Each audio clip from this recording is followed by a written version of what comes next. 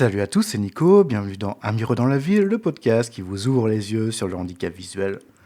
Aujourd'hui, on va reparler d'électroménager.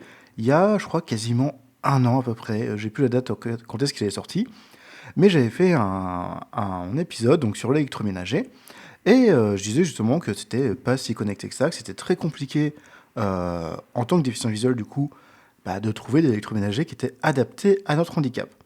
Et aujourd'hui, je refais un épisode parce qu'il y a quelques semaines, du coup, c'est Samsung qui ont sorti, déjà dans un premier temps, une machine à laver connectée toujours, mais avec un écran tactile qui embarque Tollback, qui est le lecteur d'écran d'Android. Donc, ça veut dire que dans ce petit écran, écran, c'est quand même un écran de 7 pouces, je crois, donc comme un grand écran tactile, eh bien, on peut s'en servir quand on ne voit pas. Et de ce que j'ai vu d'un test, c'est très facile d'activer Tollback ou de le désactiver, surtout quand on est plusieurs à la maison, ce qui permet aux personnes qui voient de désactiver quand ils servent de la machine et aux personnes qui ne voient pas de le réactiver si besoin. Et ça, c'est quand même super chouette. Alors pourquoi je fais cet épisode? C'est pas juste pour faire la pub du lave-linge Samsung, c'est pour vous parler en fait un peu plus largement de ce genre de produit qui sort et qui potentiellement vont aider à ce que plus en plus de produits soient rendus accessibles aux déficients visuels, aux personnes aveugles, aux personnes malvoyantes. Là-dessus, j'ai envie de dire, ça me fait penser en fait, que je fais cet épisode aussi parce que ça me fait penser aux télés. Il y a quelques années, si on voulait une télé avec un lecteur d'écran, il fallait acheter absolument une Apple TV ou un boîtier Android TV, ou sinon aussi les Fire TV Stick ou les Fire TV Cube, je crois, de chez Amazon, qui embarquent aussi un lecteur d'écran. Et c'était ce qu'on devait utiliser si on voulait vraiment avoir accès à tout ce qui est applications comme Netflix, Canal+, enfin toutes les applications de vidéos à la demande qu'on peut retrouver aujourd'hui sur des télés connectées. Et aujourd'hui, Samsung a encore été une fois le premier à sortir une télé avec un lecteur d'écran. Alors ce qui était compliqué à l'époque, c'était de trouver la bonne référence de télé, d'être sûr qu'il y avait ça parce que ils n'ont pas changé tout le catalogue d'un coup. Aujourd'hui, je suis même pas certain que tout leur catalogue contienne un lecteur d'écran dans les télés, donc ça faut toujours vérifier ce qu'on a. Mais aujourd'hui, il n'y a pas que Samsung qui font des télés avec lecteur d'écran. À la maison, j'ai une télé de chez LG qui tourne sur leur logiciel maison qui s'appelle WebOS. Et WebOS a un lecteur d'écran intégré. Alors, il est ce qu'il est, il est un peu verbeux, il n'est pas parfait. Mais je vous avoue que avant de racheter cette télé, parce que mon ancienne a mouru de sa belle mort, j'avais une Apple TV. Et en fait, la partie lecture d'écran de la télé, je m'en sers pour faire la mise à jour de la télé. Parce que très important, dès que votre télé connectée est connectée à Internet, c'est très important de faire la mise à jour. Souvent de la mise à jour de sécurité. Sinon, votre télé peut devenir aussi un équipement par lequel vous faites pirater à la maison. Ça, c'est les joies du tout connecté. Faut toujours faire ces mises à jour. Surtout quand c'est des mises à jour de sécurité. Alors, je vais divaguer un tout petit peu parce que j'ai vu ça sortir la semaine dernière. Apple, ils ont sorti des nouvelles versions, enfin des nouvelles, on va dire un nouveau protocole de mise à jour pour les iPhone et iPad, je crois, et Mac aussi, ça va arriver. Enfin, tout leur catalogue de produits. C'est que maintenant, il y a des mises à jour qui vont se terminer par la lettre A. Et en fait, ça, ce sont des mises à jour automatiques qui se font en arrière-plan. Et souvent, c'est des mises à jour de sécurité. Donc là-dessus, je crois qu'il y a un paramètre à activer, je ne sais plus lequel, mais il y a un paramètre de confidentialité, je crois, un truc comme ça, qui permet que la mise à jour se fasse de manière automatique et ça règle juste apparemment des problèmes de sécurité. Voilà, parenthèse fermée sur les mises à jour Apple. Mais si je reviens sur les télés, donc aujourd'hui il y a Samsung, il y a LG, d'autres marques normalement le font aussi. Alors, vous attendez pas à avoir forcément un lecteur d'écran sur des télés à 250 balles, hein. Ça, je suis quasiment sûr que ça n'existe pas. Ou si ça existe, voilà, c'est peut-être pas, comment dire, c'est pas forcément ce qu'il y aura de mieux. Mais en tout cas, sur certaines marques de télé, il y a un lecteur d'écran. Donc avant, il y avait que Samsung, maintenant il y a plusieurs marques. Donc ça veut dire que les constructeurs, en fait, le handicap devient tout de même une valeur ajoutée à leurs produits et ils se rendent compte que, ouais, quand on a, je crois que j'avais vu les chiffres, je crois que c'était une vingtaine enfin, entre 15 et 20% de la population mondiale est en situation de handicap. Donc ça veut dire quoi? Ça veut dire que quasiment une personne sur 5 dans le monde a un handicap. Une sur 5, si vous êtes une famille de 5, la statistique dit que dans votre famille de 5, il y a une personne qui serait handicapée. Alors, la distributivité de cette stat n'est pas égale partout, donc c'est pas parce que vous êtes 5 dans votre famille qu'il y a forcément une personne handicapée. C'est parce que vous êtes 10 qu'il y en a 2. Non, ça va juste dire que des fois, peut-être que vous n'avez pas de bol, vous êtes 5, il y en a 5 qui sont en situation de handicap. Voilà, ça c'est les stats, mais ça veut dire que tout de même, sur une population de 7 ou 8 milliards de personnes sur Terre, 20%, ça commence à faire un sacré marché quand même. Alors bien sûr, on n'est pas tous sur du pays riche, on n'est pas tous sur des pays où on va acheter la télé pour le plaisir, mais on va quand même avoir un marché qui est assez intéressant pour les constructeurs de se dire, attends, ça peut être vraiment bien si nous on arrive à capter tout ça. Si on regarde aujourd'hui pourquoi les aveugles et très malvoyants, ils ont un iPhone, c'est pas parce que l'iPhone c'est le meilleur des téléphones de base. C'est parce que depuis 2009, donc là on est en 2026, donc ça fait 17 ans, que Apple, et à l'époque du coup c'était Steve Jobs, avait décidé que le téléphone devait être utilisable par tout le monde. Et clairement, aujourd'hui, énormément d'aveugles dans le monde, ils ont un iPhone.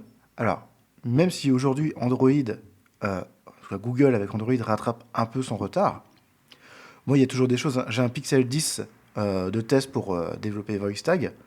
Croyez-moi, il y a des lenteurs dans Talkback, mais ça m'irrisse ce poil. Et en fait, c'est hyper compliqué. Tu fais glisser ton doigt sur le clavier, t'en sors un petit peu, pas ça t'écrit la dernière lettre que ça t'a dit. Enfin, ça, sur iOS, ça n'arrive pas. Et je tiens à dire que sur iOS, je n'ai pas changé le type de clavier.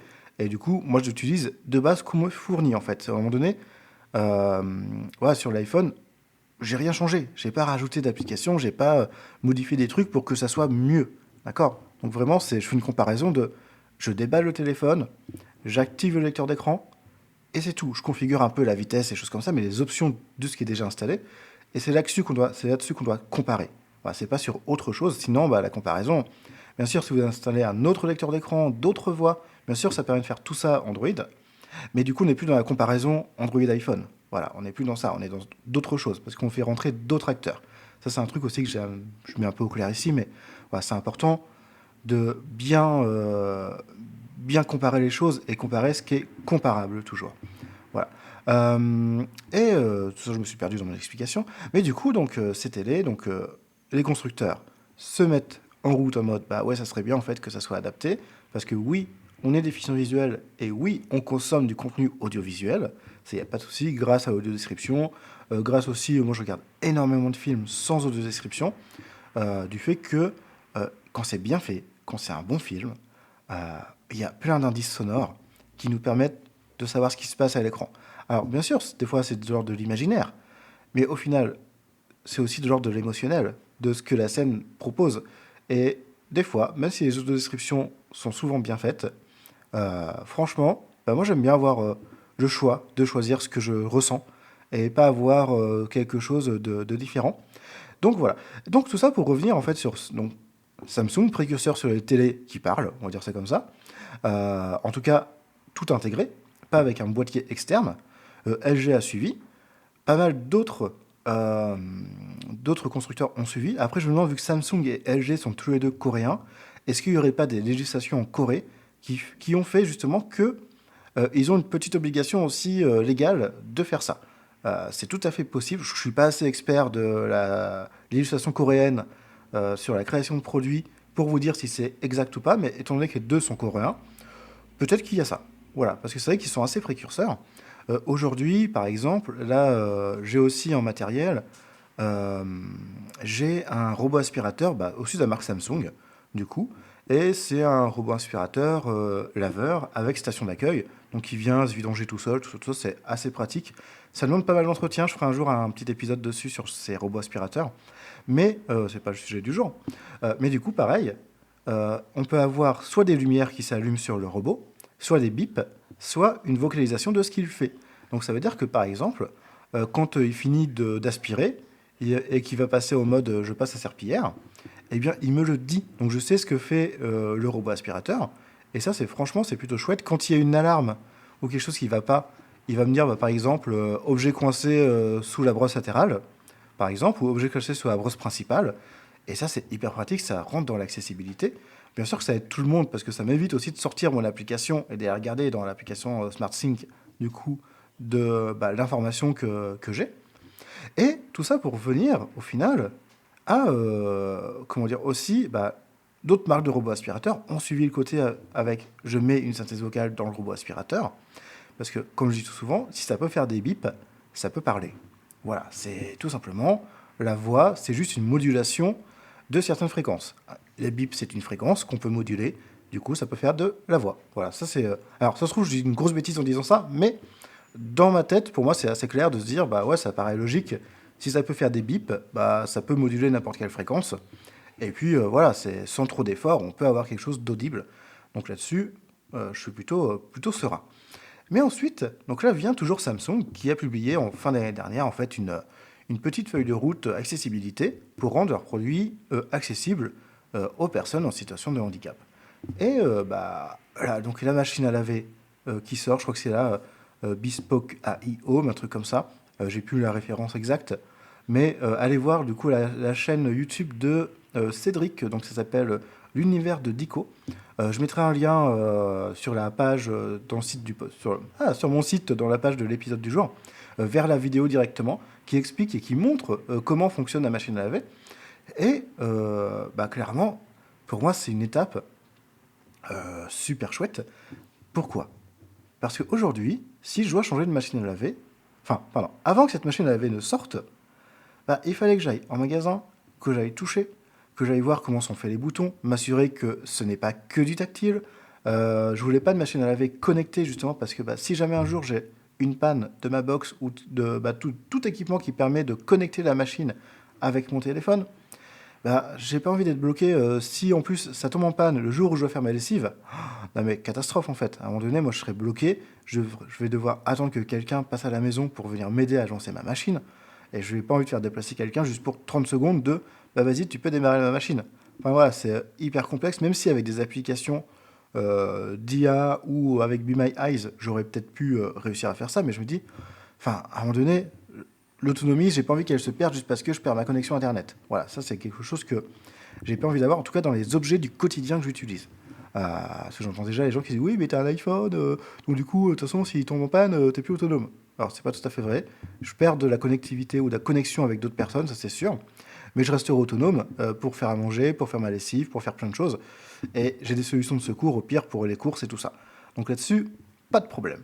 Mais là, ce que Samsung vient de faire, c'est que la machine, elle n'est pas obligée d'être connectée. Alors, de ce que m'a expliqué un vendeur de chez Boulanger, alors j'ai pas pu toucher la machine parce qu'il ne l'avait pas en stock, mais de ce qu'avait expliqué le monsieur, tout de même, quand on a l'application qui est connectée enfin, que la machine est connectée à l'application SmartSync, du coup de Samsung, eh bien, on a accès à d'autres fonctionnalités. Forcément, ils vont pousser un petit peu pour qu'on utilise leurs applications, mais on peut très bien se servir de la machine sans qu'elle soit connectée.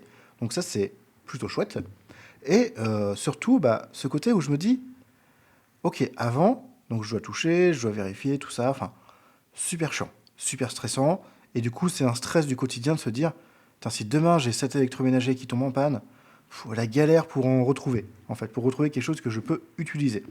Et surtout que quand on veut des boutons, soit on est sur de l'entrée de gamme, qui a souvent des performances énergétiques et des performances de lavage, si on parle que de machine à laver, qui sont pas ouf. Milieu de gamme, haut de gamme, il y a souvent que des boutons tactiles, ou en tout cas, à un moment donné, du tactile, qui va venir nous empêcher d'être utilisable parce que du coup, c'est pas accessible aux déficients visuels, ce tactile. Et là, on a Samsung qui sort du coup cette machine à laver, enfin même deux modèles, parce que je crois qu'il y a une machine lavante séchante aussi qui est sortie, euh, qui nous permet de se dire, demain ma machine à laver elle tombe en panne, je sais ce que j'achète. J'ai pas besoin de m'embêter. Et ça, du coup, avoir alors je vais pas dire liberté parce qu'il y a un seul modèle qui est sorti pour l'instant, mais avoir ce choix de se dire, en tout cas cette possibilité de se dire, waouh, demain, je peux acheter une machine à laver accessible. Oui, je n'ai qu'un modèle pour l'instant. Oui, je crois que je l'ai vu chez Boulanger, elle est marquée à 1000 euros. En ce moment, ils font une promo à 30% dessus, donc elle est à 700 balles. Ce qui est un certain montant. Mais c'est pareil, ce que je dis souvent, c'est que c'est un investissement sur du long terme, normalement, ce genre d'équipement.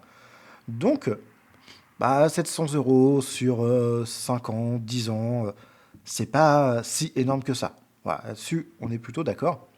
Et je me dis, en fait, et j'espère, en fait, c'est vraiment ça que je vais essayer de terminer l'épisode sur ça.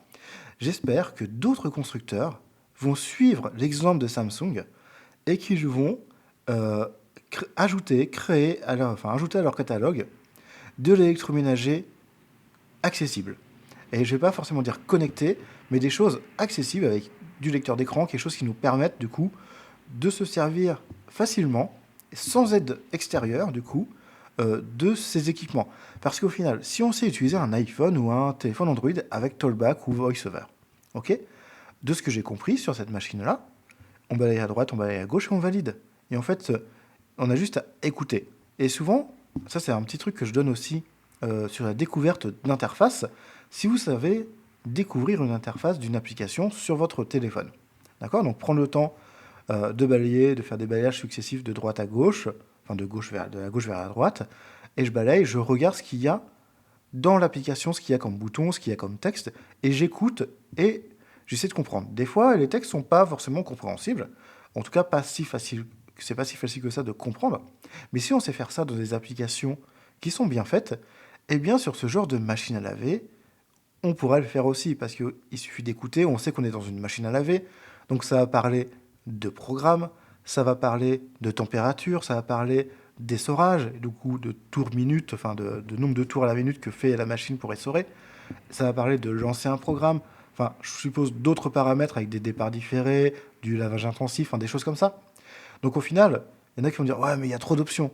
Non, pour la première fois, tu as accès à toutes ces options de ta machine. Là aujourd'hui, la machine que j'ai, c'est avec des boutons. J'ai mis des petites pastilles tactiles, des petites bosses en fait, ouais c'est tactile, des petits repères en fait qui me permettent de savoir si je suis bien en face du bon programme que je souhaite. Mais genre je crois qu'il y en a 16 des programmes, sur les 16, j'en ai mis que 3 en fait. Genre celui du quotidien, je crois que j'en ai un, c'est pour tout ce qui est couette, drap, enfin tout ce qui est linge du lit en fait. Et l'autre, je sais même plus ce que c'est, tu vois, pour vous dire. Et en fait, je ne retiens pas, et j'ai pas eu envie de tout marquer, tout noter sur un fichier, parce que ça, c'est un truc qui me saoule, de devoir tout noter. Et je me dis, bah ok, bah hop, je fais le truc quotidien, c'est très bien. Hop, j'ai noté aussi les températures, donc 30, 40 et 60, et je crois que j'ai le 90 aussi sur celle-là. Donc voilà. Et sur les tours pour l'essorage, de toute façon, ça reste toujours à fond. Voilà. Mais tout ça, ça fait que la machine, je ne l'exploite pas complètement, toi. Par exemple, si je devais utiliser, je sais pas, j'ai deux, trois trucs à laver, un petit programme court 20 minutes, je sais que là, c'est le 6 parce que je m'en suis servi il y a 2 jours avec une pote, mais c'est tout, quoi. Je vais pas retenir que c'est le 6 et j'ai pas envie de mettre une butée tactile dessus. Mais là, je me dis, waouh, en fait, je peux vraiment adapter euh, ce que je vais laver, en fait, avec la machine. Et en plus, bon, ça, c'est côté machine connectée. Vous avez 2 bacs, en fait, un bac pour la lessive et un bac pour l'adoucissant. Et ça va doser tout seul. La machine, je gère elle-même, en fait, ça à remplir de temps en temps. De ce qu'on m'a dit, c'est tous les 10 lavages. Mais une fois que ça s'est rempli, la machine gère toute seule. Et ça, c'est plutôt cool aussi. Donc franchement, plutôt pas mal. Donc j'espère que d'autres constructeurs, d'autres fournisseurs de matériel grand public, parce que pareil, c'est pas spécifique aux handicapés, c'est du grand public tout ça. Donc c'est vraiment, enfin, super cool. Et moi, j'adore que ça évolue dans ce sens-là. On espère que ça va, bien sûr, évoluer encore plus dans ce sens. Mais je reste tout à fait mesuré parce que je suis pas dans les petits papiers de LG, de la marque Boulanger, de la marque Darty, de Indesit, enfin de toutes ces marques, à voir s'ils vont rajouter l'accessibilité dans leur charte de construction d'appareils. Mais, et ça serait chouette. Et parce qu'on a tout ce qu'il faut d'un point de vue technologique pour que ça soit accessible. Juste aux constructeurs de faire ce petit effort. Et souvent dire, ça va coûter cher. Je pense pas que ça coûte extrêmement cher de rajouter ça au vu du marché mondial qu'ils ont. Enfin, je rappelle, Samsung, LG, tout ça, c'est mondialement qu'ils sont. La petite entreprise qui est juste locale, qui fait ça par juste sa France, effectivement, le coût de la mise en accessibilité peut être plus élevé pour elle, parce qu'elle peut moins amortir ce coût-là, peut moins le dispatcher sur tous les appareils. Là, chez Samsung, en vrai, ça leur coûte pas grand-chose au nombre d'unités vendues par an. Ça leur coûte vraiment pas grand-chose. Donc voilà, donc j'espère, je m'arrête là-dessus parce que sinon je vais divaguer pendant encore des longues minutes, mais j'espère en tout cas que l'épisode vous aura plu. Si vous aussi vous galérez avec l'électroménager ou si vous avez des références de matériel qui fonctionnent bien, n'hésitez pas à les partager. Tout le quotidien en fait. Si la référence a les 15 ans, évitez de la mettre parce qu'on la trouvera plus aujourd'hui. Mais pareil, si vous partagez des choses, vérifiez si vous pouvez, si elle est toujours disponible à la vente. Parce que souvent, ça c'est un vrai problème, je le vois sur les machines à café. Par exemple, ma DeLonghi Magnifica que j'utilise, c'est la Smart S de 2020, je crois, 2021. Aujourd'hui, elle est plus vendue ce modèle-là. En tout cas, pas à la même référence. Donc du coup, ça sert à rien que je vous la partage, parce que toutes les DeLonghi Magnifica n'ont pas des boutons. Certaines, elles ont du tactile. Voilà, donc attention à ça, parce que j'ai vu passer une publication sur un groupe de DV il n'y a pas longtemps. Et du coup, attention à ça, des fois, vérifiez bien. Et c'est vrai que c'est pas évident sur la machine à café, mais voilà, essayez de vérifier. Je sais que moi j'ai été passé par Maxi Coffee en termes de site. Alors, site moyennement accessible, par contre, service client au top. Donc, j'avais posé pas mal de questions, ils avaient pu vérifier sur les machines directement. Donc, ça, c'était chouette. Donc, je finis là-dessus. Ouais, je vous avais dit que j'allais divaguer encore une fois. Donc, merci de votre écoute. Vous pouvez partager l'épisode partout où vous le voulez. Je suis dispo à la fois sur Apple Podcasts, Spotify, Deezer, YouTube, je veux dire Apple Music, mais non, c'est Amazon Music aussi. Donc n'hésitez pas à le partager. Je suis aussi sur des trucs comme Podcast Addict, tout ça. Donc n'hésitez pas à le partager, n'hésitez pas à commenter. Si vous voulez me soutenir, vous avez plusieurs solutions. Donc le partage, les commentaires. Sur YouTube, j'ai installé l'application YouTube Studio qui me permet d'avoir les commentaires quand vous en mettez directement sur l'iPhone parce que YouTube a changé leur manière de faire et j'avais plus les annonces par email. Donc ça c'était super. J'espère que j'ai répondu à tout le monde, mais je suis pas sûr. Là-dessus, vous pouvez aussi me soutenir en me faisant un don via PayPal. Vous allez sur le site amirodanslaville.fr, la rubrique Me soutenir, et il y a un bouton PayPal pour me faire un don si vous le souhaitez. Donc là-dessus, don libre, vous n'êtes pas obligé, mais moi ça soutient le travail que je fais. Et puis ça soutient potentiellement les frais que j'ai à faire le podcast. Et qu'est-ce que je voulais dire d'autre? Si vous pouvez aussi, même si vous êtes voyant, si vous voulez me soutenir, vous pouvez installer l'application VoiceTag sur votre téléphone. Donc V-O-I-C-E trait d'union T-A-G, qui est une application, comme j'ai expliqué dans un précédent épisode, qui permet de faire de l'étiquetage grâce à des puces NFC, mais pas que. Je fais un petit teaser ici, mais ça va évoluer dans d'autres versions. Alors ceux qui l'ont déjà acheté, vous inquiétez pas, comme je disais, tout sera inclus. Mais vous pouvez me soutenir en la téléchargeant, potentiellement en prenant le petit abonnement soit à vie, soit mensuel, annuel. Là-dessus, je vous laisse libre de le faire. Moi, ça me soutient aussi dans mon travail. Et franchement, ça serait super. En tout cas, partagez aussi l'application. Je ferai certainement un épisode sur le NFC dans pas longtemps pour expliquer ce que c'est, comment ça fonctionne. Donc, ça sera un podcast un peu technique, mais je pense que c'est bien d'expliquer le fonctionnement des technologies qu'on utilise. Et pareil, donc, si vous avez des suggestions, comme d'habitude, elle est longue cette fin d'épisode. Comme d'habitude, je ne couperai pas ça au montage, bien sûr. Comme d'habitude, vous pouvez m'envoyer un email à l'adresse nicolas@amirodanslaville.fr, Miro, M-I-R-O, pour toutes ces suggestions, pour des retours sur le podcast, sur l'application, sur tout ce que vous souhaitez. J'essaie de vous répondre au mieux. Et puis, je vous dis à la prochaine dans Amiro dans la ville.